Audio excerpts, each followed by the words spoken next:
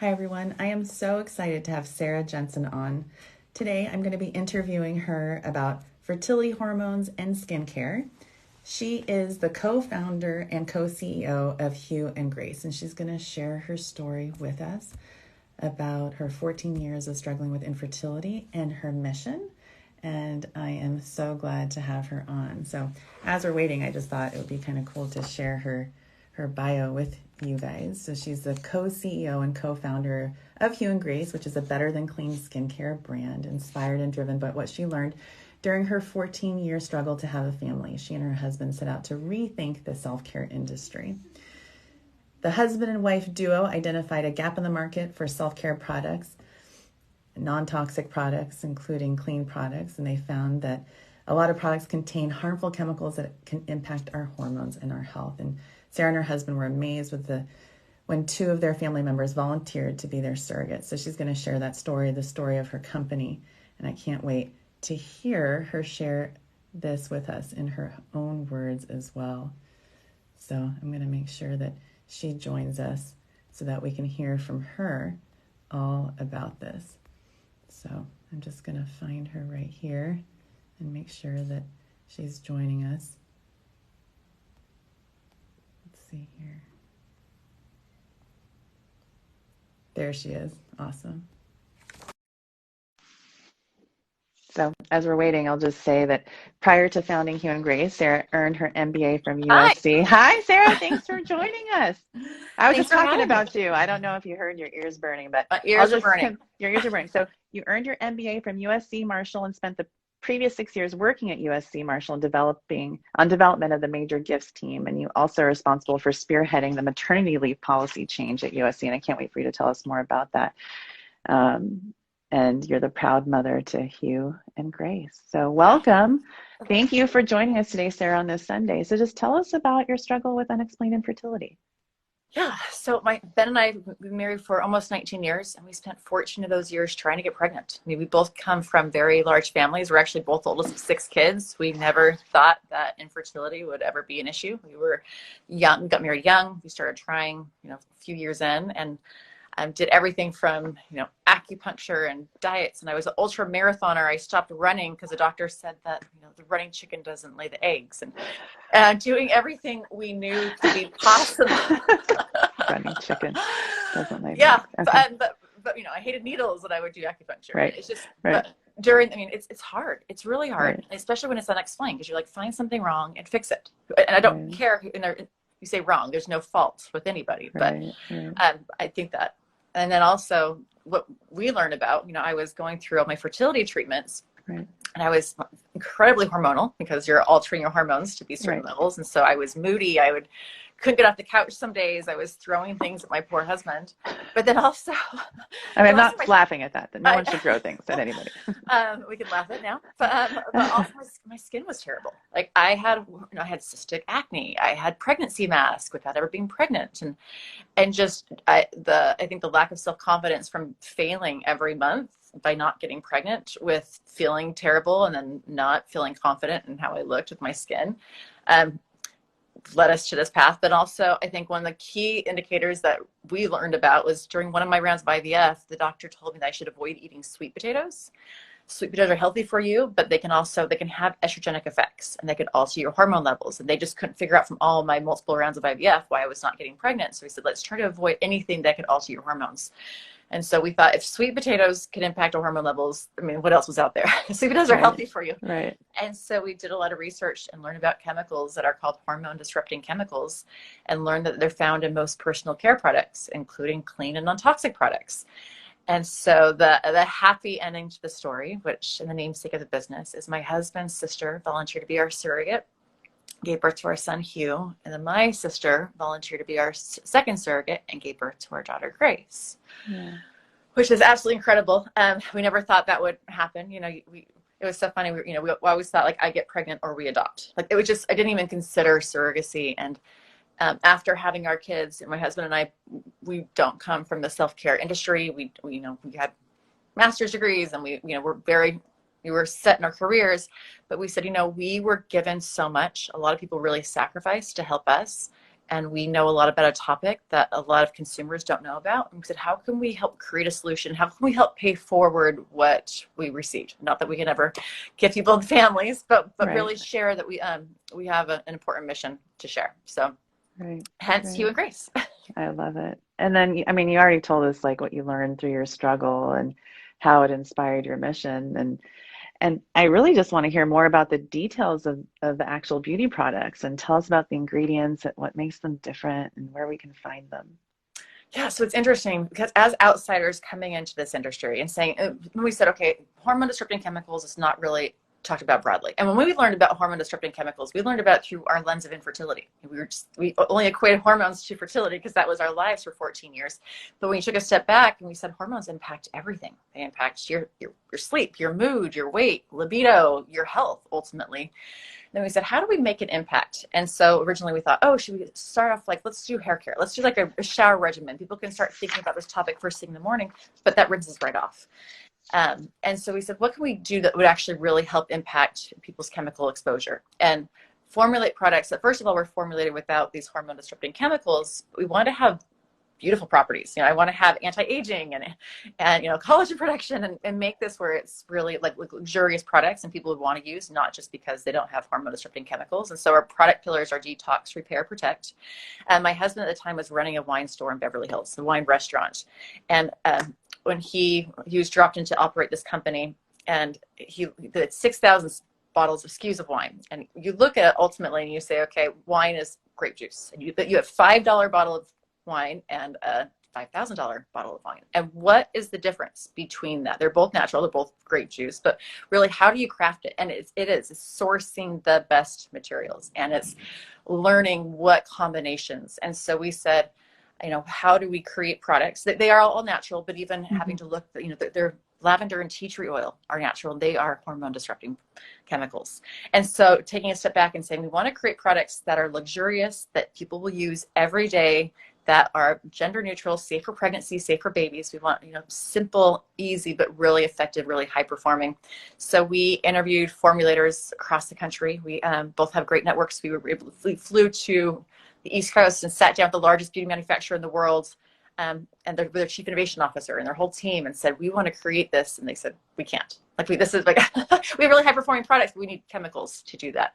So we went across the country. We ended up meeting a group that has 400 years of green chemistry experience on their team and has done several award-winning formulations. And we walk in there and sat down with the CEO, and he said, he's like, first off, he's like, the world does not need another face serum. The world does not need another body oil.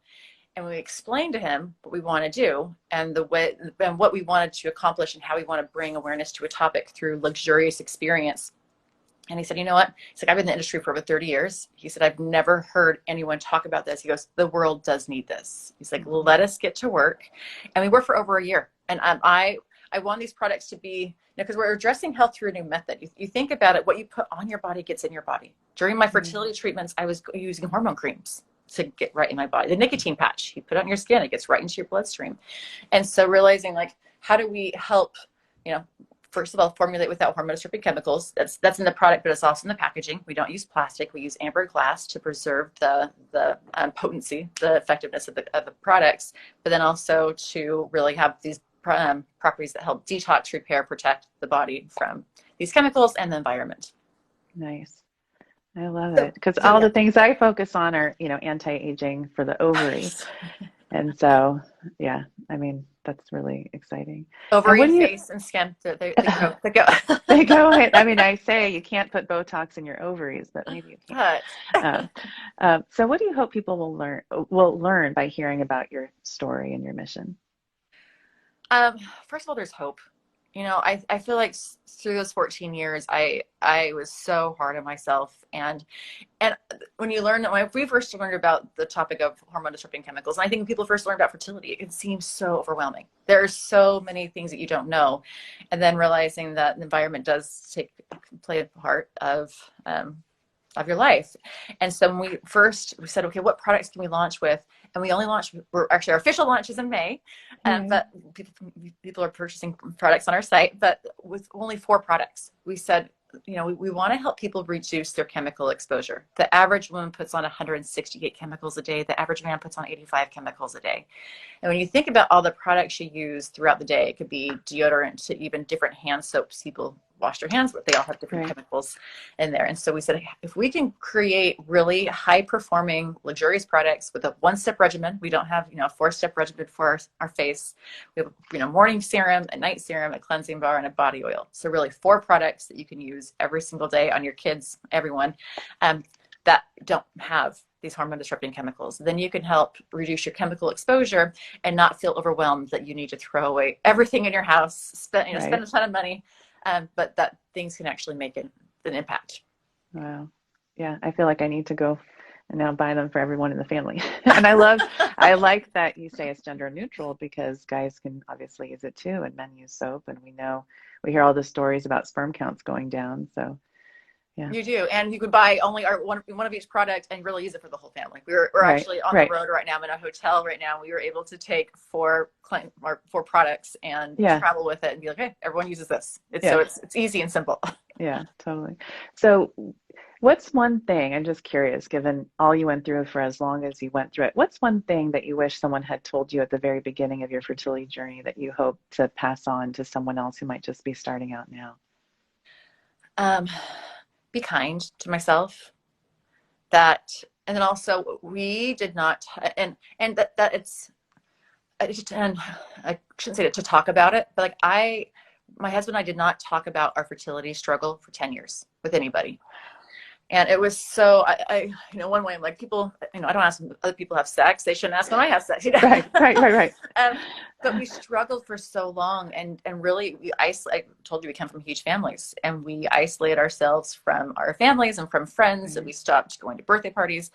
And the only way we even have our families was one day I was hiking with my husband's sister, and she asked me, she's like, do you guys want kids? And I said, we've been trying for 10 years. And she's like, I'll be your surrogate. And I said, oh, that's so nice of you. Like, you don't even know what that means. Like, she had her kids young right away. It was easy for her. And then she's like, we're family. I'll do this for you. But I didn't even think twice about it. I didn't tell my husband about it. Because I didn't think she was serious. And then a week later, she called me. She's like, okay, I've talked to my kids, talked to my husband. We've done a lot of research. And then, so to go from there and just realizing that by sharing my struggle, and then also it took her 3 attempts to get pregnant. It wasn't right off the bat. It was very difficult. She had to get surgeries, and there were some complications there. But then when my sister volunteered to be our surrogate, then it's also just been so amazing to me, because when you have a surrogate, obviously you're not showing. And so to say, how do you tell people you're having a baby? And it was our genetic child, it was my egg and my husband's sperm. But it was just so opening to me when we shared and we were vulnerable and said, this is something we really struggled with. So many people have come out. I would say almost every person I know has been touched by infertility, whether it was them personally, a close family member, a close friend, but then people come out and share stories about their health issues. And so I think because infertility, especially when you have a surrogate, is very visual, that you just don't know what other people are going through. And it's allowed me to be a lot more compassionate. But I really wish because I always thought like I was going to be, a woman should get pregnant. Like that's what was my role. Right. And so it was hard, and did, make me reevaluate how I felt about myself. And I wish I were kinder, because it's no one's fault. It's just, and there are options. We never set out thinking that we're going to have surrogates. But as I talked to a lot of friends who have used egg donors or sperm donors, and there are so many options. There are more options today than there ever have before. Yeah. And I think one thing that was also really helpful for us, it was probably around year 8 of trying to get pregnant. My husband talked to me one day, and he's like, are we only going to be parents if it's our genetic child that you give birth to? Or are we going to be parents? Because we're just going to be parents. Whatever we choose, it's not right or wrong, but like, what are we going to do? And we decided then, like, we are going to be parents.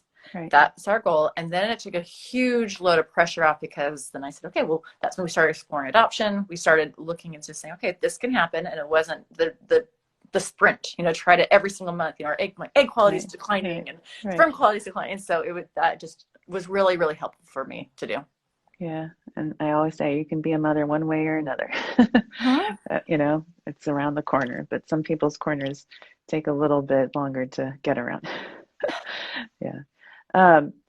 when I was reading your bio, there was something that was like, holy smokes, that's quite an amazing thing that you did at USC, changing their maternity leave policy. How did you do that?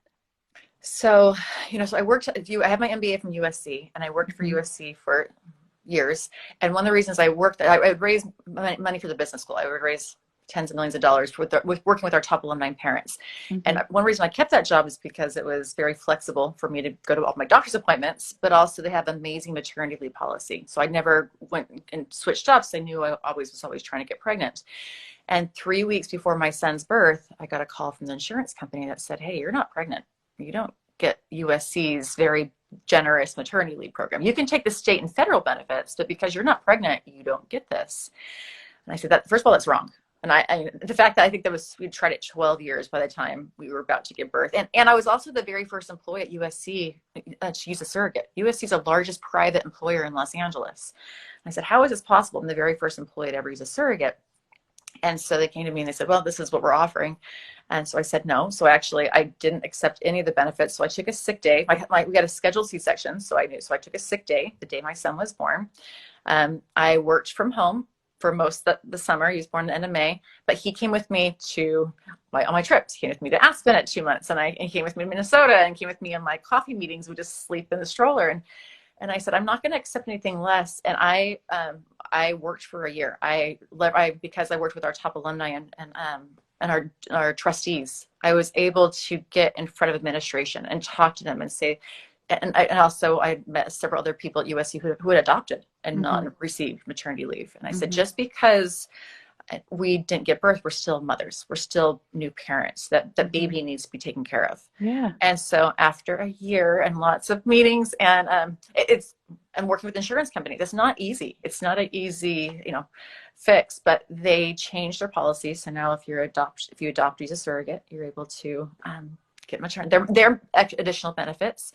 And then also I've worked, I had a lot of relationships with people across the country who I worked with, and like the Minnesota Twins changed their policy. We have a few other big companies who I helped work with that also changed their policy to be that inclusive. But until you think about it, I never knew about surrogacy laws and benefits until I got called and said, wait, I don't get maternity leave. And I said, that's just wrong. I've worked just as hard to have a kid as everybody else. So yeah.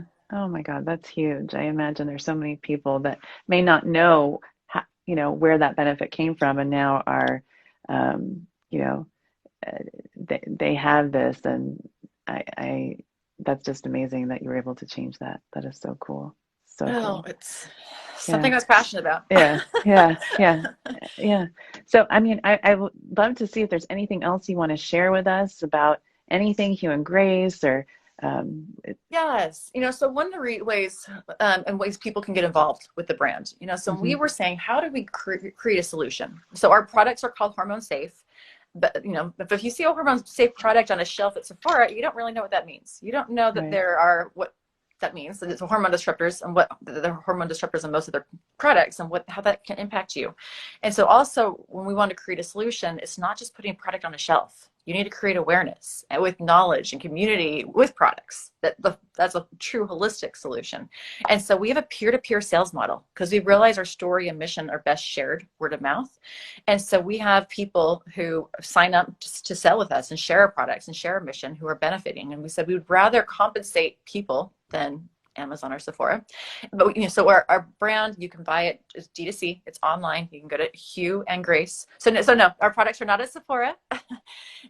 We are actually going, I'm reading the comments right now. We are going through Ewg certification process. It takes a long time to go through. Actually, so when we were concepting this business years ago, I love EWG. And I said, I need to make sure that no one else is doing this because my husband and I, we left our careers. We were pouring most of our income and resources into this business. And so I actually went to one of their conferences and I walked up to Kevin Beggs, the president, and I said, hi, I'm Sarah. This is what I want to do. And he's like, okay. He's like, how about you go meet with Nika, her chief scientist, and talk to her. He's like, this sounds really interesting. So I flew to DC, sat down with Nika and her team, the chief scientist and their team, and said, this is what I want to create. And she said, we rate all these brands and no one's doing this. No one's doing this. They'll have a few products that exclude this, but have an entire line. And to realize we wanted everything's we have right now is anhydrous and all in amber glass bottles, and even trying to be thoughtful with our secondary packaging. Like we encourage people to recycle, but we actually don't use recycled paper in our secondary packaging because they have EDCs. And so we went down the down the rabbit hole, which we don't expect anybody else to do, but how to make it where it's easy and simple for everybody. And also people can get involved. So we have HughandGrace.com. People can buy. We only have 4 products. We will have more in the future. And then we have, then people who want to get involved can go to the join and become an advocate and really help share the mission. And we give 20 to 40% commission for people who want to help share our mission. Yeah. And then I saw the question, how long before IVF treatment should we start using? And it's interesting. I had an interview with Dr. Brian Kaplan, who you may know. Yeah, totally. And he said, he's like, as a fertility doctor, he's like, I actually, when people get pregnant, I actually don't advise products. He's like, they go to the OBGYN. He's like, I talk about that. He's like, but I talk about, he's like, you think about, you're creating the egg, you're creating the sperm. He's like, products you put in your body prior to getting pregnant are just as important as they are when you are pregnant. And so I thought that was just an interesting take that he had. You are more than welcome, Dr.